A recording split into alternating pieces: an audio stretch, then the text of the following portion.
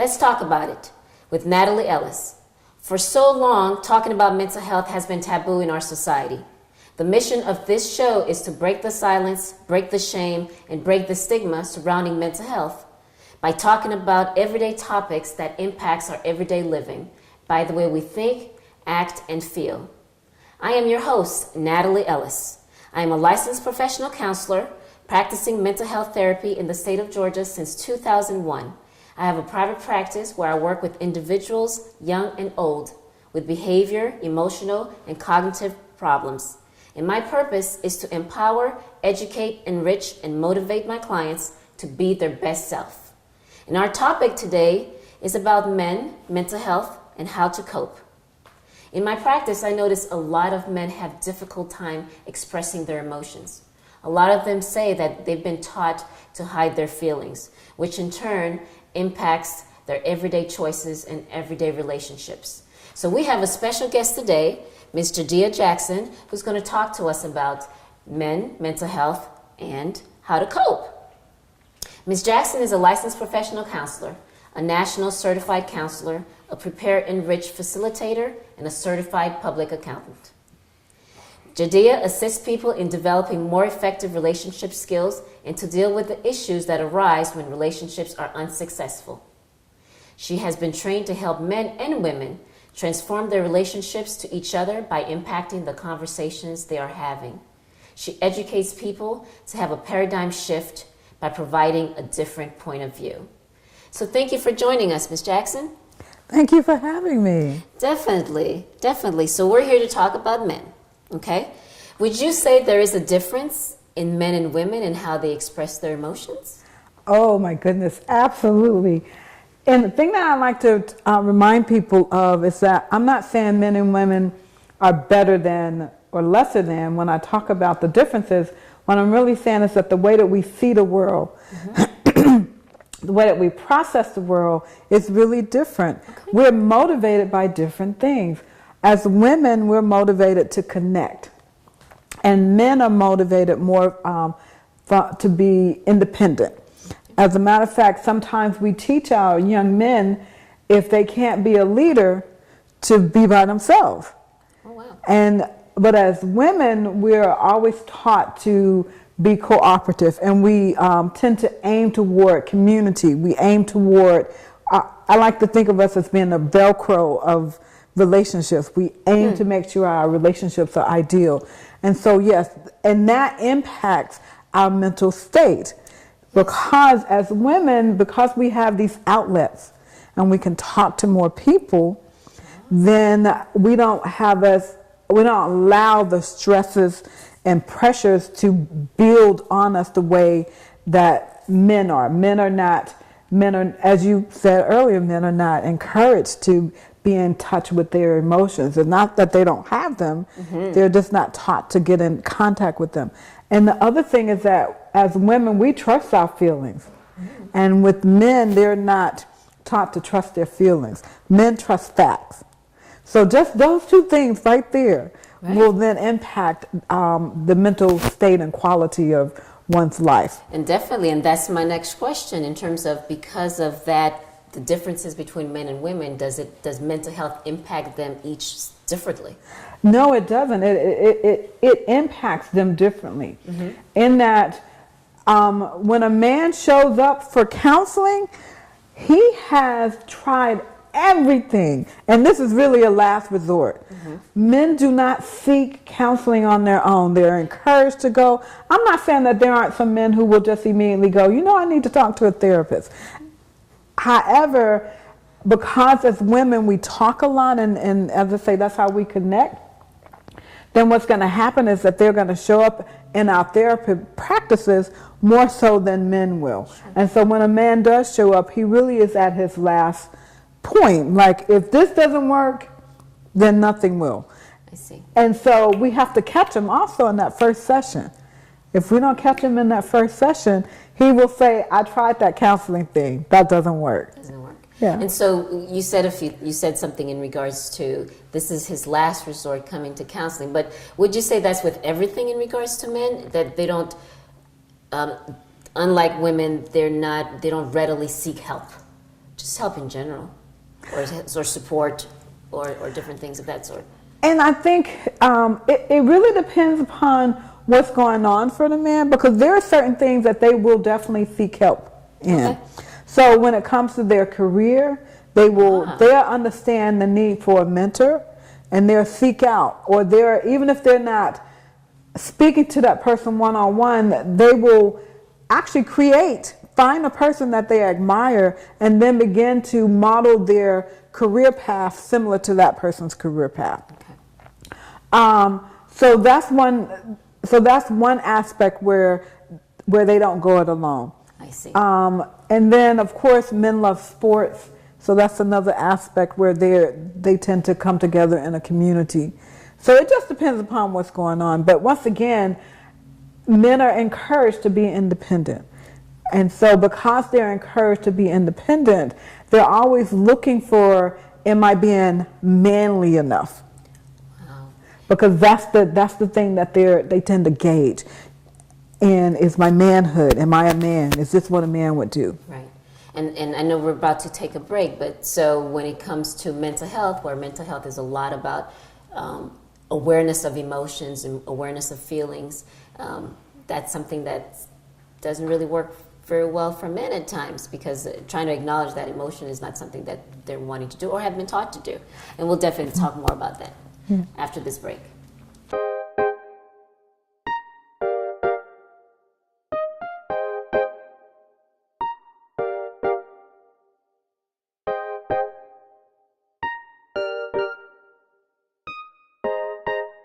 Thank you for joining us on Let's Talk About It with Nathalie Ellis. And our special guest is Miss JaiDei Jackson, and we're talking about men, mental health, and how to cope. And so we're talking about men and women having differences in how they deal with their emotions. And so can you tell us a little bit about men's stages of development? Absolutely. This is a wonderful thing that I discovered, that men develop in predictable stages.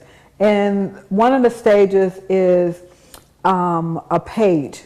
And in order to understand a page, you have to know what a knight is in the prince.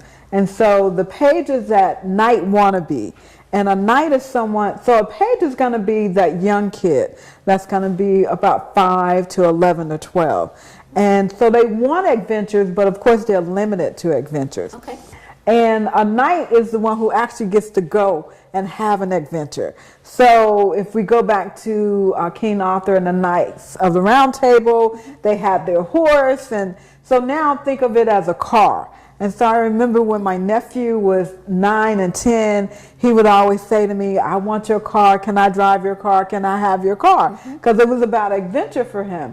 And so the knight stage, after the knight stage, is the prince stage. And so in the prince stage, he's moving from adventure and fun, and he's now taking on responsibility. And so there are 3 stages to the prince, which is the beginning prince, where he's still trying to figure out what it is that he wants to do. And then that middle prince is now he done figured out what it is that he wants to do, and now he's going to work at it. And the way that middle prince stage shows up is that he's focused on working. That's all he's doing. He's working really hard. He's always at work. He's involved in work. Okay. And then the later prince stage is probably by the time he's in his 40s. That means that he's really accomplished some things. He's probably moved his way up the ladder a little bit. So now he can kind of like sit back a little bit and enjoy the fruits of his labor. And then after the prince stage is the king stage. And the king stage is where he is accomplished. And this is usually someone in their 50s, where at this point now they've done a lot of it, and they're beginning to look at, they might not be retired, but they're considering retiring. And then after the king, there's another stage called elder. And the elder phase is when he moves from being a king and he becomes this worldly man, that he kind of sits in the state, and people come and sit at his feet and just soak up all the knowledge that he has to offer. Wow, that's a lot of stages that the men go through. Yeah. And how do any of these stages embrace mental health? Do any of this? All of them embrace mental health. And in which way? The way that they embrace a man's mental health is like, let's look at the night stage. If he's able to to have an adventure, if he's able to go off and discover who he is and have fun that way, then that allows him to grow up. In other words, if he's not made wrong for wanting adventure and for enjoying having fun. So think about college students. When you go off to college is all about the adventure, it's all about the fun. So if they're restricted from doing that, then what it does is that it causes them to just be stuck. I see. And so they can deal with being depressed. Like, who am I? What am I supposed to do? I should want more out of life. So that impacts their mental state. And then let's say they're in that Prince stage, because this is where I tend to see couples where he's working all the time, working, but his community is not supporting him. And when I say his community, meaning the spouse or the mother, you work all the time, you shouldn't work as hard. And so then that impacts him because it makes him doubt. I see. And it can create anxiety and some panic. So Sure. yeah. So you brought it up a little bit. So my next question is, what struggles do men have that can impact their mental health? One of the biggest struggles that a man can have that will impact his mental health is knowing that he matters and that he's on the right track and that he's being supported and not discounted, like he's being respected. But one of the things that can happen is that if he has been dishonored somewhere in his life, it can create this proving. And this proving becomes this insatiable need to prove that he is enough, to prove that he is accomplished. And the thing about needing this proving is that it doesn't matter how accomplished he is, it's never enough. Okay. And so then that can create this sense of, I should be happy, but I'm unhappy. Sure. And so once again, it ties back into the quality of life, which once again, it impacts their mental stability. Yeah, Definitely. You talk about speaking to the point in problem, help, empower. What does that mean exactly? So I love this right here because as women, once again, the way that we connect, and connection for a woman equals safety. So the way that I connect with you is through the talking. So the way that women tend to communicate is in paragraphs. And we communicate from the beginning, and then there's a middle and an end, where speaking to the point is just giving you the end. So think of it in terms of a news report, like man shot. Film at 11. That's it. Like if you want more information, then he can get more information. So what ends up happening in terms of that mental piece of it is I'm just all over the place, but as a woman I can follow being you talking all over the place. Right. But for a man, he's looking for the point. Is that the point? No. Is that the point? Right. And because he can't find the point, then it creates frustration for him. I see. And so as women, if we can like get to the point and then say, would you like more information about that? In other words, he come up to you and go, what happened in the meeting today? And you go, oh, they done canceled that contract. Would you like more information? Versus, well, you know, Bill never shows up on time, and then we have to break and get a... He doesn't want all that in-between information. Okay. So if we can just get to the point. Get to the point. And then if he needs more information, more detail, then he will give us. But we love that process of giving it all. Right, right. And so with that being said, I'm wondering when it comes to, again, dealing with the emotions, why for men is it about trying to fix it? They need resolution versus with women, there's a lot of processing that has to happen. And so you have a lot of men who don't necessarily, what's the point of talking about this if I don't have a resolution to it? When sometimes it's the process that could help us push through. You know, and I'm wondering if that creates a struggle with men. Well, absolutely, because for a man, if we can recognize that a man is a problem solver, that's what he's built to do, is solve problems. And as a woman, if I come to him and I'm talking about a problem that I have, however, I don't let him fix this problem, that creates frustration. Sure. That creates anxiety and tension within his body. And so then that impacts his mental state, because as a woman, I'm full of emotions, right? And then I dump all these emotions on him, around him, and he wants to not have me be upset. And he doesn't recognize that I need to talk my way through the problem. Where with him, solution, okay, that's the problem, here's the solution. Okay. And for me, talking about the problem is me moving toward the solution. Right, right. So it's like two different ways of dealing with it. Yeah, it sounds like it. And I'm wondering how that impacts coping, since the topic is mental health and how to cope. If they're about trying to solve or problem solve, and sometimes there's things that don't always have a resolution, does that then create conflict and distress for the men? So another way that men process when they have a problem, they go in the cave. In other words, they need alone time. And with women, when we have a problem, we tend to talk more about that problem. So how it creates mental distress is that we can tell that our mate, our son or our child is having an issue. And what they really want to hear is that you can do this. They want to be reminded of a time that they have gone through something similar. But they need someone to say, I believe in you, you got this. And they also do need to have a community. It's important for them to have that community, and that community needs to be a community of other men, because men need something different than what women need from a mental standpoint as well. And so when they're around other men, for us as women, we think that they're not doing any talking, but there really is some bonding that's going on that we don't recognize because we don't see it. Sure. Because we're looking for it from the way that we bond. Definitely.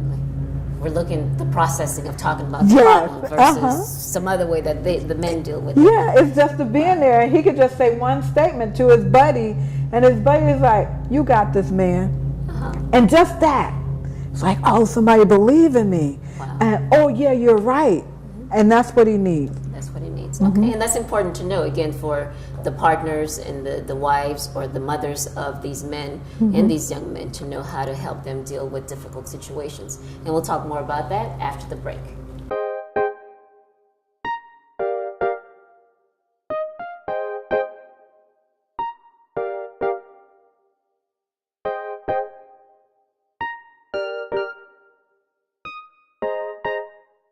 Welcome back to Let's Talk About It with Nathalie Ellis. And our special guest today is JaiDei Jackson. And thank you, JaiDei. And we're talking about men, mental health, and ways to cope.